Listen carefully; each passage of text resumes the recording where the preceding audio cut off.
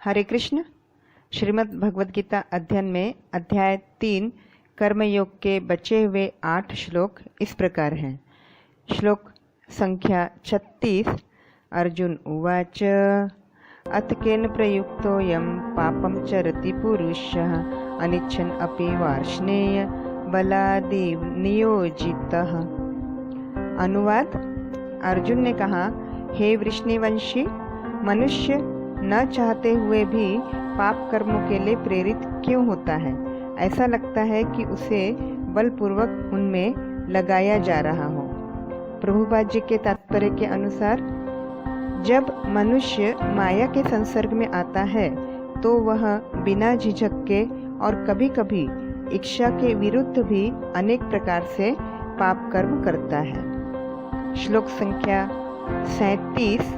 श्री भगवान उवाच काम एष क्रोध एष रजोगुण समुद्भवः महाशनो महापाप्मा विद्धि एनम इह वैरिणम्। अनुवाद।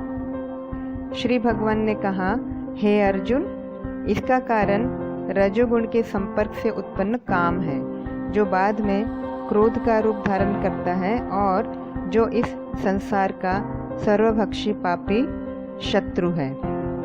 प्रभुपाद जी के तात्पर्य में कृष्ण के लिए ही सारी इच्छाएं हों तो काम तथा क्रोध दोनों ही आध्यात्मिक बन सकेंगे।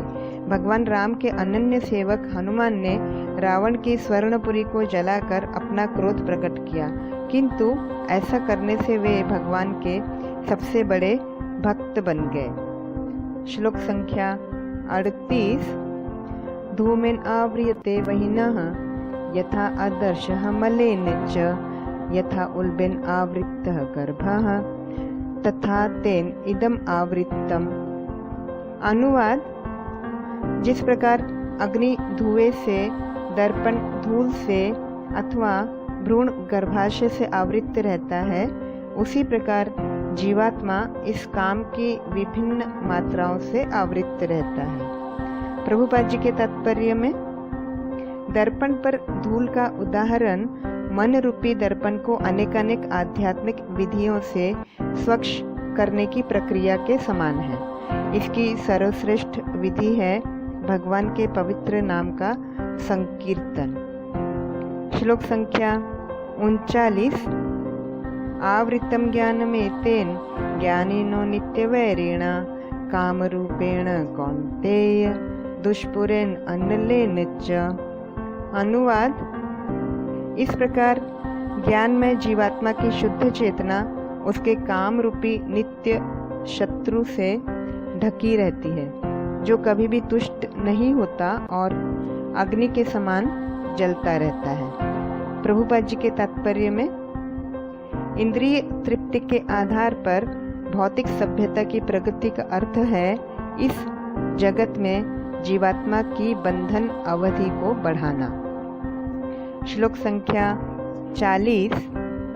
इंद्रियाणि मनः बुद्धि अस्य अधिष्ठानम् उच्यते एते विमोहयति एषः ज्ञानम आवृत्य देहिनम्। अनुवाद। इंद्रियां, मन तथा बुद्धि इस काम के निवास स्थान हैं। इनके द्वारा यह काम जीवात्मा के वास्तविक ज्ञान को ढक कर उसे मोहित कर लेता है। प्रभुपाद जी के तात्पर्य में आत्मा को भौतिक इंद्रियों का भोग करने की लत पड़ जाती है, जिसे वह वास्तविक सुख मान बैठता है। श्लोक संख्या 41। तस्मात् त्वम् इंद्रियाणि आदौ नियम्य भरतऋषभ पाप्मानं प्रजहि एनं ज्ञान विज्ञान नाशनम। अनुवाद।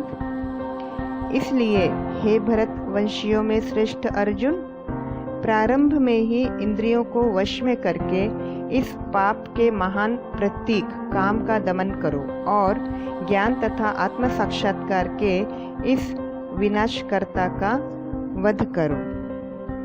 प्रभुपाद जी के तात्पर्य में मनुष्य कृष्ण भावनामृत या भगवत भक्ति के द्वारा इंद्रियों को वश में करना प्रारंभ कर सकता है और काम को भगवत प्रेम में बदल सकता है। श्लोक संख्या 42। इंद्रियाणि पराणि आहु इंद्रियेभ्य परम मनः मनसस्तु परा बुद्धिर्यो बुद्धेः परतस्तु सः। अनुवाद: कर्मेंद्रियां जड़ पदार्थ की अपेक्षा श्रेष्ठ हैं। मन इंद्रियों से बढ़कर है, बुद्धि मन से भी उच्च है और आत्मा बुद्धि से भी बढ़कर है। प्रभुपाद जी के तात्पर्य में मनुष्य को चाहिए कि बुद्धि के द्वारा आत्मा की स्वाभाविक स्थिति को ढूंढे और फिर मन को निरंतर कृष्ण भावनामृत में लगाए रखे। श्लोक संख्या 43। एवं बुद्धे परम बुद्ध्वा संस्तभ्य आत्मानं आत्मना जहि शत्रु महाबाहो कामरूपम दुरासदम। अनुवाद: इस प्रकार हे महाबाहु अर्जुन, अपने आप को भौतिक इंद्रियों, मन तथा बुद्धि से परे जानकर और मन को सावधान आध्यात्मिक बुद्धि कृष्ण भावनामृत से स्थिर करके आध्यात्मिक शक्ति द्वारा इस काम रूपी दुर्जय शत्रु को जीतो। प्रभुपाद जी के तात्पर्य में कृष्ण भावनामृत की शक्ति से मनुष्य इंद्रियों, मन तथा बुद्धि पर नियंत्रण रख सकता है।